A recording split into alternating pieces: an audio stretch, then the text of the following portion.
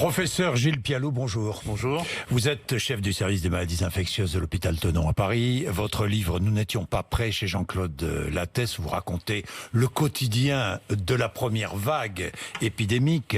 Alors, est-ce que l'épidémie s'aggrave aujourd'hui? La maladie est-elle moins grave? Les nouvelles décisions prises par le gouvernement sont-elles les bonnes? Ces questions et beaucoup d'autres avec vous. Professeur Gilles Pialou, je me souviens de votre première intervention ici, c'était le 17 mars, premier jour du confinement. Nous sommes 6 mois et 1 semaine plus tard, aujourd'hui 24 septembre. Est-ce que vous êtes aussi inquiet? Alors, le mot inquiet fait tâche, il paraît, pour les soignants, mais oui, je suis très préoccupé. Je suis très préoccupé pour 3 raisons, qui d'ailleurs sont bien ressorties dans le discours du ministre de la Santé hier. Évidemment, par les chiffres, parce qu'on a beaucoup trituré les chiffres au mois d'août en disant mais non, c'est les étrangers qui viennent à Marseille, c'est les mariages, certaines religions. Enfin, on a dit tellement de choses et son contraire qui succèdent au discours pas clair de la première vague autour du masque, de la prévention. Donc les Français sont paumés. Donc je suis inquiet par effectivement cette zone d'incertitude qu'on a à gérer. Je suis inquiet évidemment par les chiffres et je suis inquiet parce que je suis sur le terrain. Je tripote pas les chiffres. J'ai un service qui est à moitié plein, qui s'est rempli assez vite. On a passé notre niveau 1 sur une gradation à 4. On a une réanimation effectivement qui commence à pousser alors que pendant un moment on a dit que la réanimation ne poussait pas. Je suis inquiet aussi parce qu'il va falloir faire coexister les malades non Covid avec les Covid, et ça c'est une réalité qu'on n'a pas eue dans la première vague et qui va être très compliquée. Et puis je suis inquiet aussi, ou préoccupé surtout, par le fait que le personnel soignant était déjà sous tension et que là on a une tension sur les personnels qui existait avant. Et puis il y a le Covid qui s'invite chez les personnels, parce que plus vous dépistez, plus vous trouvez du personnel. Et moi j'ai des collaborateurs, j'ai des aides-soignantes, j'ai des infirmiers qui sont Covid+, et qui évidemment sont en éviction, et ça pèse ça pèse évidemment sur l'organisation. Professeur Pialou, vous portez un masque, vous êtes le premier ici, premier invité à porter un masque. Nous en avons parlé avant, pourquoi? Alors pour 2 raisons. La première, c'est que c'est pour l'exemple. Je pense que cet objet doit faire partie du paysage des mois à venir. C'est pas un objet liberticide, on en a déjà discuté ici. Moi, je vis avec, dans mon milieu professionnel. J'essaye de le porter aussi dès que je suis en milieu clos. Et puis, anecdotiquement, mais je le dis, une chaîne concurrente a déprogrammé des collègues parce qu'ils portaient le masque. Je trouve ça inadmissible. Donc, je trouve qu'il faut avoir, nous, les infectiologues de terrain, au contact des malades. Vous savez pas ce que j'ai fait hier. J'ai peut-être examiné mal un malade. Et je pense que c'est de mon ressort de montrer l'exemple. Gilles Pialou, le gouvernement a présenté une nouvelle cartographie hier et a pris de nouvelles décisions, des décisions qui sont très commentées, très discutées aujourd'hui. Parlons de Marseille, plus largement de toutes les Bouches-du-Rhône, Marseille, Aix-en-Provence. J'ai entendu la colère de Michel Rubirola, maire de Marseille, la colère de Marie Joissan, qui est maire d'Aix-en-Provence. Colère parce que les bars et restaurants seront fermés samedi ou lundi. On n'a pas encore, je crois que c'est samedi, mais c'est pas encore très précis, mais seront fermés dans tous les cas. D'autres mesures extrêmement strictes à Marseille. Les Marseillais ont l'impression d'être isolés et vous savez ce qu'on dit à Marseille, à Paris on nous en veut. Que répondez-vous? Est-ce que vous comprenez ces mesures? Je crois que la situation de Marseille est très compliquée. Est-ce que ce sont les bonnes mesures? Moi, je trouve que c'est des mesures de guerre et qu'effectivement, on est de nouveau en guerre et on ne veut pas se retrouver à la situation de Marseille, car nous n'aurons pas les moyens dans les hôpitaux de tamponner cette augmentation. Et je rappelle, le ministre l'a dit hier, mais je pense que c'était une version optimiste. Si vous regardez le temps de doublement de rentrée en animation, et les réanimateurs marseillais ont alerté depuis le mois d'août sur ça, on n'est pas à l'IHU là, on est dans le vrai Marseille. La Timone, les hôpitaux qui ont une réanimation, l'augmentation du capacitaire en réanimation. Il y avait des chiffres assez alarmants sur le taux d'occupation, autour de 80% pour certaines réanimations. Donc il y a une pression très forte, il y a une tension aussi sur le personnel, et Marseille vit ça, je dirais, de manière violente, comme le Haut-Rhin l'a vécu pendant la première crise. Mais que répondez-vous aux élus qui disent mais c'est insupportable ce diktat venu de Paris? Leur répondez-vous? Non, mais je veux dire, il va falloir arrêter de reproduire l'OM-PSG en permanence et cet affrontement. On est dans une crise qu'on n'a pas encore étiquetée. Cette maladie n'est pas encore totalement comprise. On n'a pas de modélisation claire qui nous dit... Nous n'avons aucune donnée, dit Michel Rubirola. les données, elles sont fournies par Santé publique France. C'est incroyable parce que on a perdu dans cette histoire-là, et certains journalistes, bien sûr ce n'est pas votre cas, mais certains journalistes ont perdu le sens de l'investigation. Si vous allez sur Santé publique France, vous avez des bulletins régionaux qui vous donnent les chiffres, alors avec un peu en différé, il y a parfois des rattrapages, etc. Mais globalement, on sait ce qui se passe en région.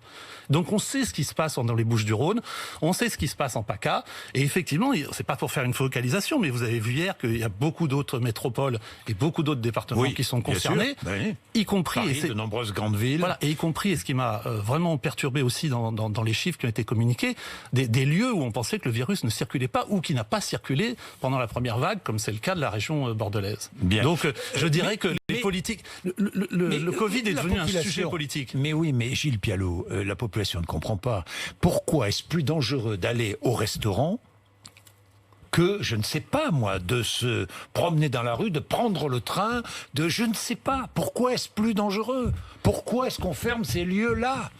Pourquoi est-ce qu'on ferme les salles de sport à Paris et dans d'autres grandes villes de France? Mais parce qu'il y a des données, et vous verrez, parce que le Conseil scientifique va donner bientôt un rapport, j'espère qu'il va être rendu public, sur comment vivre, parce que c'est la question, c'est comment vivre avec, sans justement atteindre trop aux libertés, et que je trouve que ce programme est intéressant, parce que c'est un programme dynamique. Comme l'a dit le ministre, vous savez que c'est rare quand même que je reprenne toutes les expressions du ministre, mais c'est vrai que on voulait des mesures territoriales, on voulait des mesures adaptées à la circulation du virus et des mesures qui sont rectifiables dans le temps. Mais il l'a dit, on verra ça dans 15 jours, 3 semaines. Je pense que 15 jours, 3 semaines, c'est un peu court.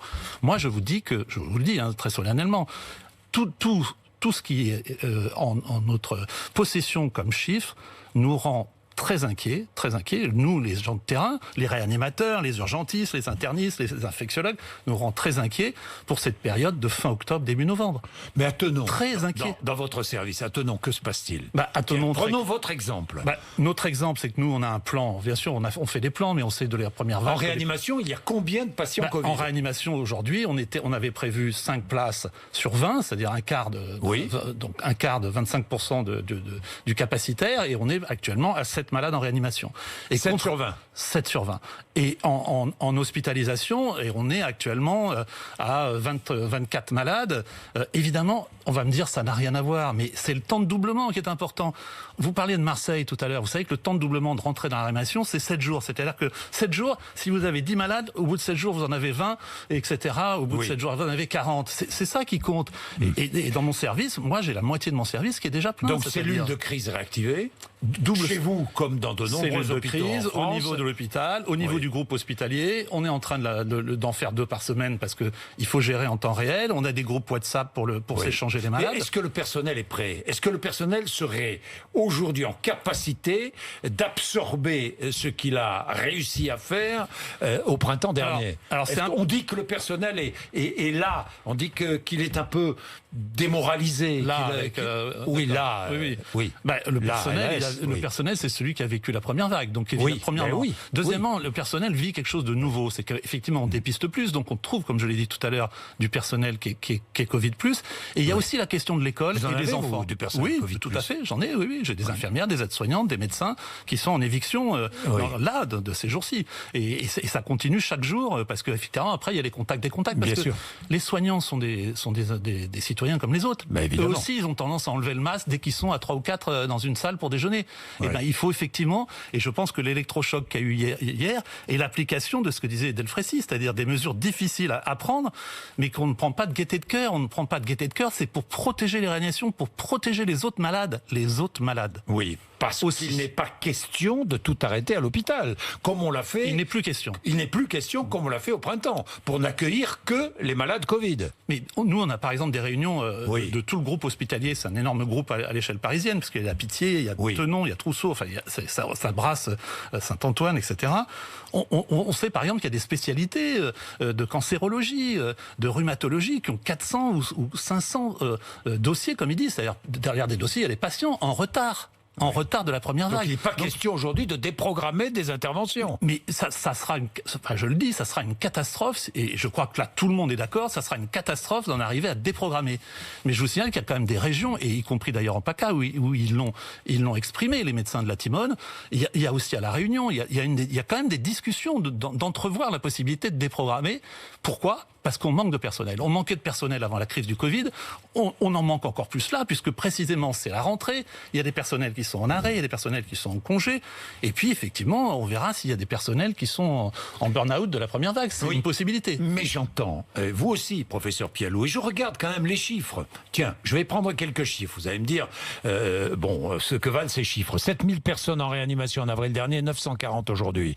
750 entrées en réanimation par jour en avril, 90 par jour à peu près aujourd'hui. 32 000 hospitalisations en avril, 6 000 aujourd'hui. Hier, 68 décès. En avril, c'était plusieurs centaines de décès par jour. Donc on en est loin. Certains nous disent la maladie a changé. Les malades restent moins longtemps à l'hôpital, ils sont moins intubés, il y a moins de décès. C'est vrai ou faux ? Jean-Jacques, cette réalité, elle est complexe. Ce que vous dites est faux est vrai sur les chiffres, mais faux sur la dynamique. Oui. Parce que vous comprenez bien que si chaque semaine vous augmentez de 50% la réanimation, vous êtes au 19 octobre à 650 par semaine de rentrée en réanimation. C'est exactement le chiffre du 30 mars. C'est exactement le chiffre du 30 mars. On ne veut pas être au 30 mars. Donc il faut que les faux sachants arrêtent de nous dire « mais oui, il y a moins de décès ». Ce que vous dites sur la réanimation est juste. Oui. Mais c'est en train de diminuer. C'est-à-dire que c'est en train de diminuer. On a vu, il y a certains réanimateurs qui se sont exprimés. Au début, effectivement, au début du mois de septembre, on a vu des patients. Parce qu'on a appris. Ça, c'est des éléments positifs. On a appris, on met des anticoagulants de manière très précoce, on met un dérivé de la cortisone qui a montré son efficacité sur la mortalité. Les corticoïdes sont efficaces, oui. Oui, qui diminue quand même de plus d'un quart la mortalité. Oui. Et on a une prise en charge ventilatoire qui est différente. Donc, effectivement, vous avez raison, que les malades sont moins longtemps en réanimation, moins de mortalité, divisé par 2 à la PHP. Bien sûr, mais on est très prudent, parce que ça a été vrai surtout au début, et on a l'impression que ça s'effrite. C'est-à-dire que les malades qui rentrent en réanimation actuellement, je connais des réanimations où il y a des patients qui sont au stade le plus sévère, c'est-à-dire où il faut une circulation extracorporelle et tout ça, ce qu'on a vu dans la première vague. Donc il faut être très prudent de cette dynamique qui fait que peut-être au début, on a vu les cas les moins graves. Mais on a appris. Beaucoup de médecins, mais Didier Raoult qui dit, et d'autres affirment que le virus a muté, que la maladie est donc moins grave. Est-ce qu'elle est moins grave ? Est-ce que ça a changé ? Est-ce qu'on le sait d'ailleurs ? On ne le sait pas. Il faut que sur Didier Raoult, les gens rembobinent ce qui a été dit depuis le début. En janvier, il y avait 3 Chinois qui mouraient. En février, il n'y avait pas plus de morts du Covid que des accidents de trottinette. Après, il y a eu fin de partie, on a trouvé le traitement. Il est où le traitement ? Je veux dire, on sait très bien que ça fonctionne pas, l'hydroxychloroquine. Voilà, il n'y a aucune preuve actuellement que ça fonctionne. Après, il y aura pas de deuxième vague. Voilà, il faut replacer ça dans le contexte. Moi, je suis pas mais c'est la même maladie qui circule ? Est-ce que c'est la même maladie ? Écoutez les virologues, écoutez ceux qui sont dans la virologie, le centre de référence de l'Institut Pasteur. Je vous réponds sur ça, parce qu'il n'y a pas de preuve qu'on ait un virus moins agressif. Il n'y a pas de preuve qu'on ait un virus moins agressif. Donc, oui, c'est la même maladie et c'est les mêmes malades, sauf qu'on les prend mieux en charge. Bon, mais Gilles Pialou, là je me fais l'avocat du diable, mais oui, c'est pas votre genre d'habitude. Mais oui, mais non, mais parce qu'il faut entendre cette voix aussi. Est-ce qu'on peut empêcher des virus de circuler ? Est-ce que la coercition peut empêcher un virus de circuler ? Un virus circule quelles que soient les décisions qu'on prenne, non ? C'est une question philosophique, c'est-à-dire que effectivement, il faut voir les moyens qu'on a de laisser circuler le virus. Il y a eu 2 erreurs. La première, c'est de dire ah oui, mais il faut laisser la population. Il y en a quelques-uns qui sont fourvoyés en disant il faut laisser les jeunes sont contaminés. C'est débile. C'est débile pour que les jeunes, de toute façon, au maximum, si on va jusqu'à c'est 17% de la population, donc de toute façon, ça suffira pas à avoir une immunité collective. Et d'autre part, les jeunes ne sont pas hermétiques, parce que les jeunes rentrent dans les familles, les jeunes voient les personnes les plus fragiles et les plus âgées. Donc ça, c'est une première erreur. Et la deuxième, c'est de dire oui, c'est vrai qu'il faut vivre avec. Et d'ailleurs, je le répète, le prochain avis du Conseil scientifique sera avec cette expression-là, vivre avec. Mais vivre avec, ce n'est pas vivre avec la marée. On ne veut pas que la marée monte dans les hôpitaux. Voilà. Donc il va falloir falloir trouver, probablement qu'il y aura un plateau, après octobre-novembre, parce qu'on aura écumé les retours de vacances, écumé les regroupements familiaux, écumé la rentrée scolaire, la rentrée universitaire. Il y a des clusters incroyables dans l'université, incroyables. Et puis on aura géré probablement aussi les plus âgés, les EHPAD. Il y a quand même 180 clusters dans les EHPAD au 22 septembre. Donc on n'a pas réglé le problème des plus âgés non plus. Donc on n'a pas réglé le problème des jeunes, on n'a pas réglé le problème des plus âgés. Et puis beaucoup brandissent la méthode suédoise. Pas de confinement, pas de fermeture de bars ou restaurants, pas de masque obligatoire. Et vous avez vu les chiffres de la Suède? J'ai vu les chiffres, 5870 morts au printemps, mais là, un décès par jour. Mais parce que on est dans un phénomène dynamique qui remonte et que c'est extrêmement difficile de faire des prévisions. Ce qu'il faut regarder, le marqueur le plus important, c'est le temps de doublement, c'est la façon dont on a le double de malades, et en partant de la réanimation et en partant de l'hospitalisation. Si je vous fais toutes ces remarques, non, mais je les accepte. C'est parce que la population ne va pas accepter. La population ne va pas accepter aussi facilement. Non, j'enlève le mot. De la même manière, une sorte de reconfinement qu'au printemps dernier. Mais les Français ne peuvent plus. Les Français ont envie de respirer, professeur Pialot. Mais attendez, c'est une très jolie phrase, ça, là, je vais la reprendre. Hein. Mais nous aussi, on a envie que les Français respirent. Mais on a envie qu'ils respirent sans tube et sans insuffisance respiratoire. Non, excusez-moi de jouer sur ce mot-là. Oui. Parce que et tout le monde a envie. C'est pareil, il y a des gens qui sont contre la deuxième vague, mais tout le monde est contre la deuxième vague. C'est débile.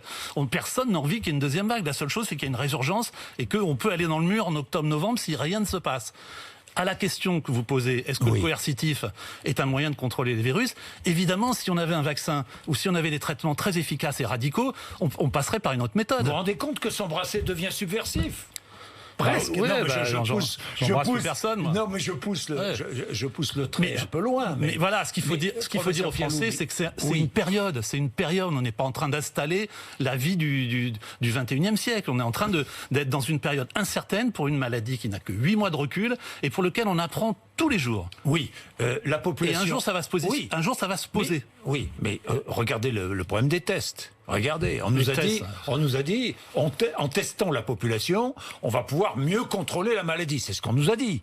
Bon, les tests, ce qui se passe, c'est qu'on est testé, on a le résultat 4 jours après, ça sert plus à rien. 4 jours, mais vous avez de la chance. 4 jours, oui, ou 8 jours, ça ne sert plus à rien, parce qu'entre-temps, on peut avoir été infecté. Oui, franchement... c'est pour ça que la population n'accepte pas. Justement, je ferai 2 critiques à la communication du ministre hier. C'était une très bonne prise de position, mais on a surtout entendu un ministre de l'Intérieur parler, et il n'y a pas eu beaucoup de programmes de santé. Les santé, c'était... où il est le programme national de dépistage? Il faut une politique de dépistage. Elle est toujours pas là. C'est pas en disant, oui, j'ai demandé au laboratoire de prioriser. C'est-à-dire qu'effectivement, les plus malades passent avant ceux qui ont besoin d'un test pour assurer leur grand-mère. Et puis, il y a un autre truc, c'est qu'il y a un discours de langage qui était qu'on a dit tester, alerter, protéger, a dit le ministre. Mais non, mais c'est pas ça la bonne triade. La bonne triade, c'est isoler, tester, tracer. Il faut isoler d'abord. Et il faut une politique d'isolement. Je dis pas d'isolement coercitif, comme on fait à Chine ou à Singapour, mais un isolement responsable. C'est-à-dire qu'il faut que les gens, avant même qu'ils aient l'idée de faire le test, ils s'isolent. Et c'est un échec, la politique d'isolement. C'est un échec. On l'a réduit à 8 jours, essentiellement parce que c'est un échec. Donc je pense qu'il manque encore une politique de dépistage et il manque une politique d'isolement. Professeur Gilles Pialot, la grippe classique va arriver bientôt. On la connaît d'ailleurs. Est-ce qu'on la connaît, cette grippe? Pas encore. L'OMS n'a pas encore communiqué. L'OMS n'a pas encore communiqué.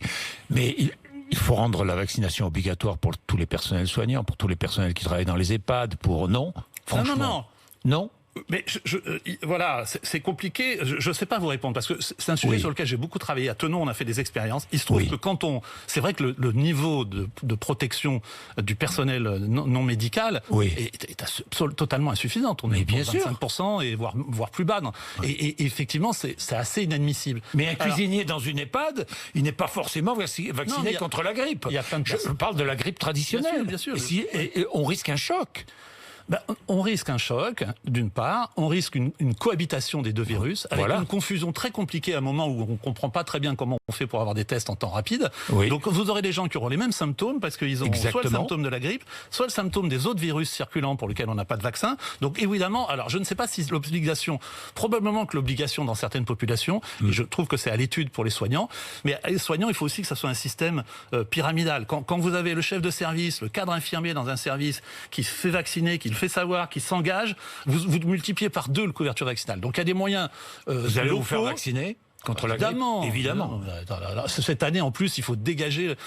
Alors, c'est vrai qu'il y a un élément optimiste, c'est que probablement les gestes barrières qu'on utilise vont diminuer la circulation du virus. Mais l'une des façons de le diminuer, c'est surtout si le vaccin est bon, ça sera de vacciner. Alors obligatoire, je ne sais pas. C'est une décision politique.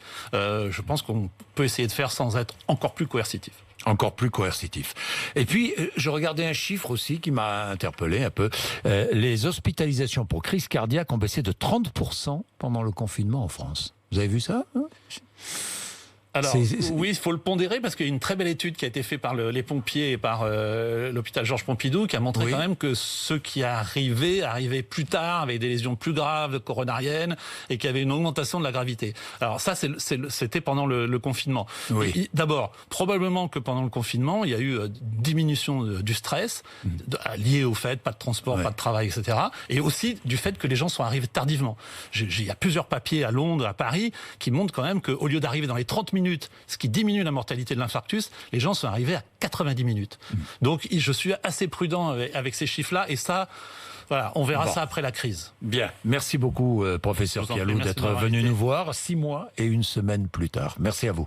Il est 8h, nous n'étions pas prêts, c'est le titre de votre livre chez Jean-Claude Lattès. Il est 8h54, vous êtes sur RMC et BFM TV.